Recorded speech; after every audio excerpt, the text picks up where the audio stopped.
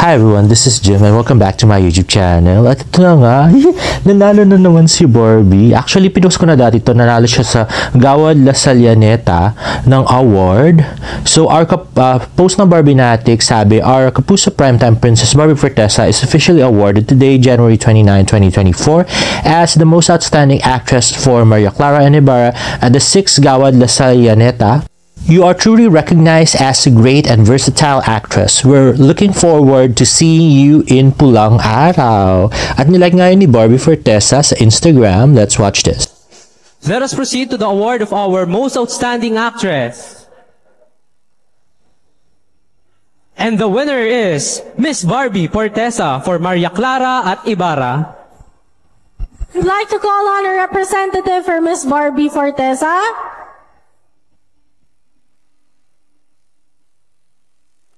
Ayun na nga, grabe, ang galing ni Barang talaga.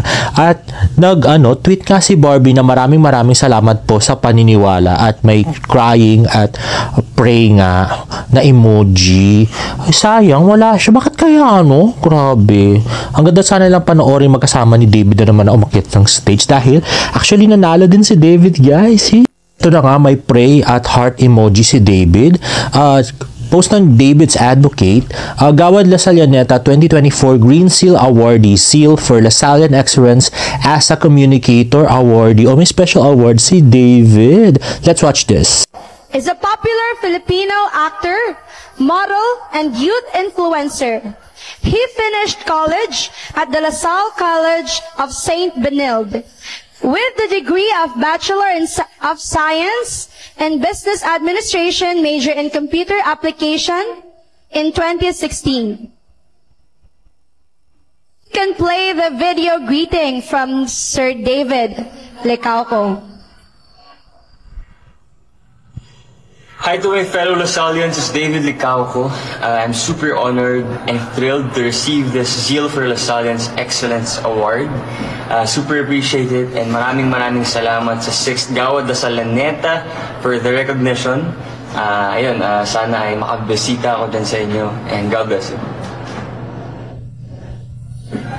Ayan na nga. So, thank you for Gawad La Salianeta for the recognition post ni David sa Facebook at na-picture nga ito sa GMA News, pinangaralan ang galing na mga kapuso sa ika-6 na Gawad La Salianeta, kabilang dyan ng 24 oras na Hall of Famer bilang Most Outstanding News Show. Bisitahin ng www.gmanews para sa iba pang balita. Ayun na nga, sayang hindi nakakapunta rin si David, Hindi raw kasi pumunta si Barang, wala siyang inspiration, charot. Well, naintindihan ko yung kay David kung bakit di siya nakapunta kasi medyo puyat siya dun sa mga ganap niya ilang araw na. Pero yung kay Barang, ano kayo nangyari, paborito ni Barbie yung mga awardings na ganyan. Ay, naku, ano kayo nangyari doon? Guys, write your comments down below kung alam niyo yung nangyari, charot. At next naman ay post ni Barbie Fortesa sa kanyang Instagram story. Sabi niya, and this was back in 2010, sorry. Tatarayan ko na pala ang nag-iisang Miss Claudine Barreto noong 13 years old ako. Grabe lang, ang surreal. Di ba? Let's watch this. Elisa, hindi ganun yan. Huwag ka lalapit. Diyan ka lang. I won't bite you.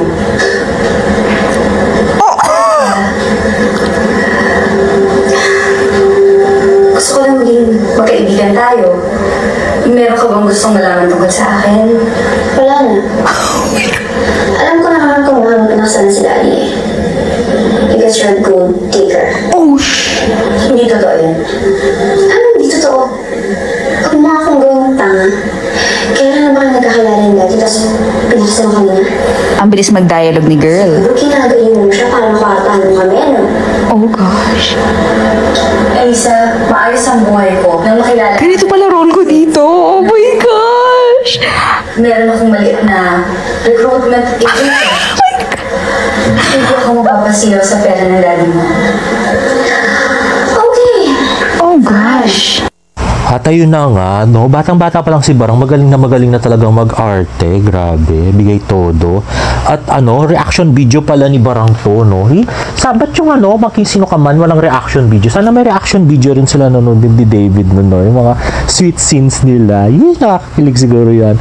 Next naman, ay post sa ni Cordelia sa Twitter, isa sa mga pina-follow ko, sabi niya, bilisan yung gumawa ng sandwich, malilate na ang yung 200 yung Junaki sa school.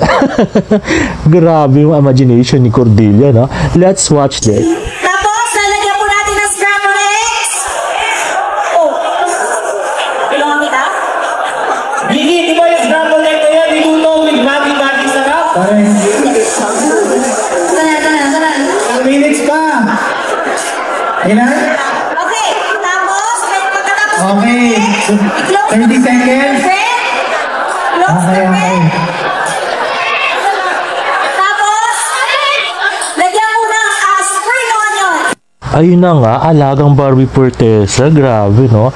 Paano pa naman hindi mamahalin ni David yung mga ganitong si Barang, no? Grabing mag-alalay sa kanya.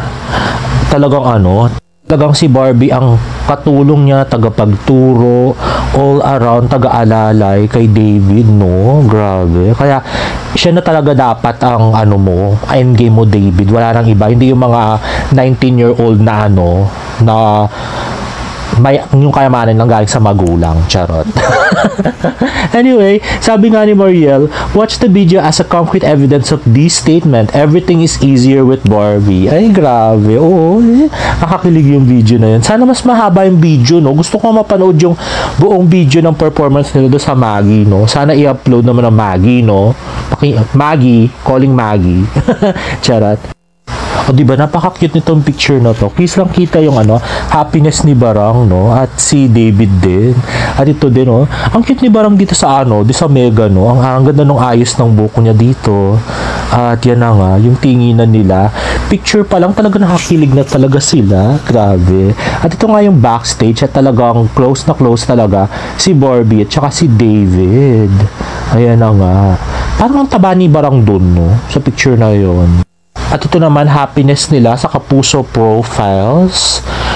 Napaka-sexy ni Barang dyan. At ito naman, post ni Barbie sa kanyang Instagram stories. Sabi, horoscope for the week of January 29. Sabi, you are centered and stable at the moment, and it's all because of the firm foundation you've built for yourself. Don't risk ruining it all due to your impatience. Just slow down, breathe, and let things take their time. For now, relish the peace and celebrate your wins with your loved ones. Just relax and go with the flow. Read more on wheninmanila.com. At sabi naman ni Barbie ay, yes, thank you. So, sa mga impatient dyan, naghihintay ng mga hinihintay ko din, wag kayo masyadong mainip kasi si Barbie, inaano niya rin, kinokondisyon niya rin yung mind niya na wag mainip do sa mga bagay-bagay na yun. Grabe. I'm so excited na. Charot. Next naman ay post ng handsome and cute na si James Licauco sa kanyang Instagram stories. Ang pambansang bayaw. Hindi ako sure kung pictures to in Australia or Hong Kong. Anyway, ito naman post ni James sa kanyang Instagram story. Ipinicturean niya yung kanyang school, Ateneo. Next naman ay post ni Tito Jack. Sabi niya, nasa Bora na ako, sana kayo. Di ba? Komedyante din to si Tito Jack, no? So, siguro, ang saya siguro pag magkakasama sila, no? Mga Portesa at saka mga Licauco, no? Ano kaya mag-outing sila magkakasama? One big happy family, no? Charot. Anyway, next ay pinost ni Say sa Twitter. Sabi niya, sorry for the low quality pics and bids. Just saw David and Barbie's Hong Kong photo shoot in Sara Labati's mega cover. This just made my day as someone na hindi masyadong natuwa sa pamphlet-like version ng magazine. Cheese. Ayan na nga. So, dito sa Woman of the House cover ni Sara Labati, ng Mega Magazine ay nandun nga sa loob yung cover nila David kasi parang hindi masyadong gusto ng mga fans yung fanzine dahil masyado raw manipis at maliit at tinutupi-tupi pa at baka mapunit daw. Kaya kung gusto nyo ng mas magandang kopya, bilhin nyo na tong Mega Magazine cover ni Sara Labati for this month yata. I'm not sure. Ayan, kompleto yung articles at napakagandang pictures ng Barda. Grabe. Parang gusto ko na talaga yung bumili.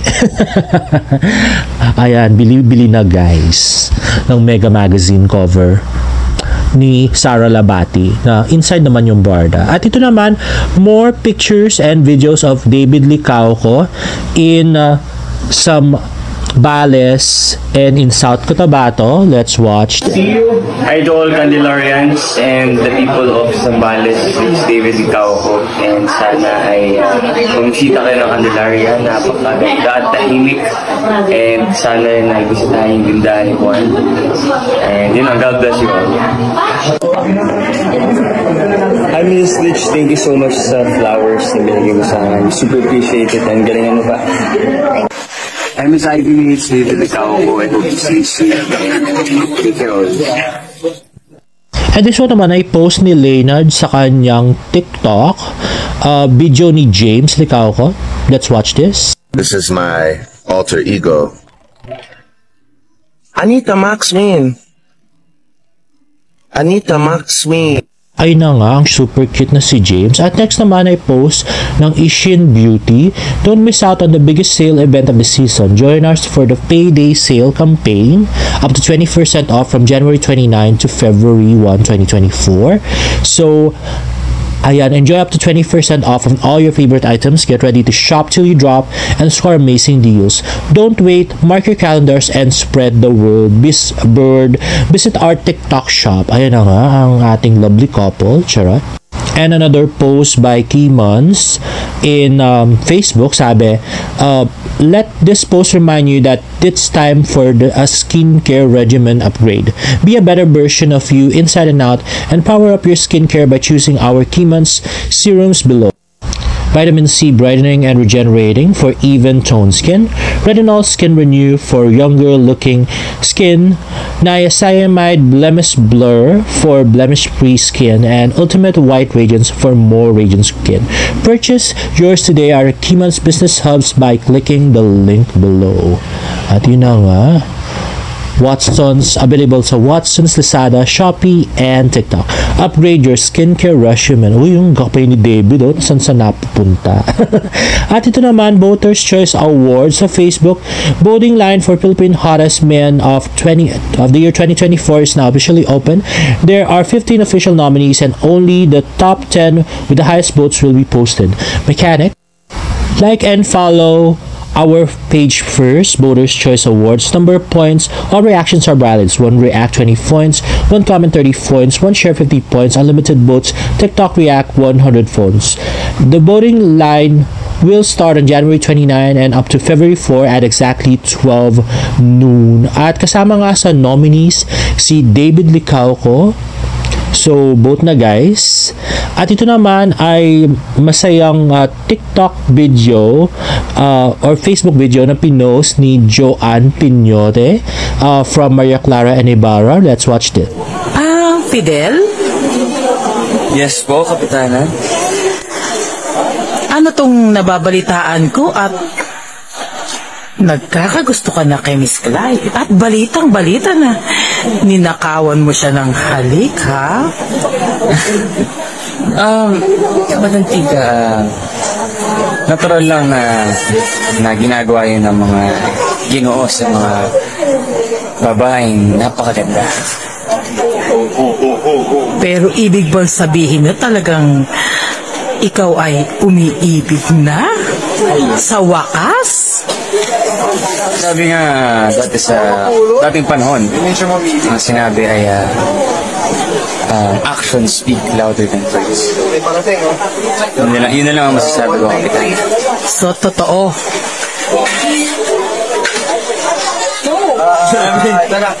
Grabe yung banana bro ko ah. Hello, Miss Clay.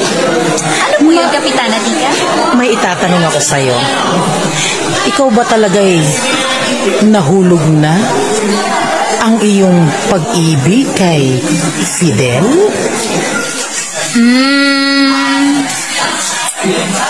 Panoorin nyo. Kasi marami pa kayong dapat abanging eksena. Mas malala pa dun sa kiss. Ano ba yan? Totoo kaya yun?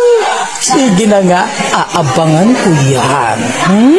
Baka naman kinulam mo lang si Fidel. Hoy, hindi maganda ako, no? Hindi ko kailangan gawin yun. Sorry. Ganda lang. Yes. Grabe, natawa talaga doon sa kinulam mo lang si Fidel. O hindi, maganda ako. Hindi ko kailangan gawin yun, sabi ni Barang. Pero guys, no, yung reaction ni David doon sa video, noon pa man, kinikilig na talaga siya. So may something na na hindi naman nagbago, charot. Tapos, yung kay Barang, parang parang hindi pa, parang friends pa lang noon. Pero ngayon, parang na-develop na, no? Kasi iba na yung reaction, lalo na yung sa, yung sa Maggie, yung, live selling, no? Parang iba na talaga si Barang doon. So, wait na lang tayo, guys. Anyway, at yun na nga, sabi ni, Timmy G. Torres Gonzalez, maging sino ka man, thank you David Licauco for making our festival joyful. In fairness naman, no, napasaya ng gusto ni David, pati tayo do sa mga video niya. At ito na nga, parang mayor siya dyan na nakaupo, no. At ito, pinost naman ni Fangirl02050, ayan ang pagdating ni David Licauco, sakay ng kanyang bagong-bagong Nissan Patrol. Ayan. At ito, post ni Kent Jade Lesa, General Santos International Airport. Look who's with me, the pambansang Ginoo David Licauco and Michelle dito. Ayan, kinusap ko nga ang kagwapuhan ni David. Ay, grabe. Oh, diba? Next naman ay post ni Rainiel Ventura. Layo ng biyahe natin par David Licauco. Buti nakapag-stop over tayo. Ayan na nga. So, mukhang hindi maayos masyado yung book ni David. Medyo nagulo-gulo na. Oy, parang isa lang tono. Siguro nagpunta silang Army Navy San Fernando. Yun yung pinost ni Rainiel, no? Sabi kasi ni Emilia Guerra, ang tangkad naman, #Maria Clara at Ibarra, Army Navy, burger plus burrito, Philippines. So, nag-road trip sila from Zambales at nakarating ng San Fernando. Sa Pampanga na siguro to. At yan na nga, si David. At syempre, i-close up ko yung picture ni David dyan. So, kahit gulo-gulo yung buhok, kitang-kita yung kagwapuhan ng ating pambansang Ginoo. At ito naman yung maswerteng babae na nakakiss kay David sa Candelaria, Zambales. Ayan, kinu-close up ko na naman. Napakagwapong si David Licauco. Now, guys, if you like this video, please give it a thumbs up and please subscribe to my YouTube channel for more Bardo updates. See you in my next vlog. Bye!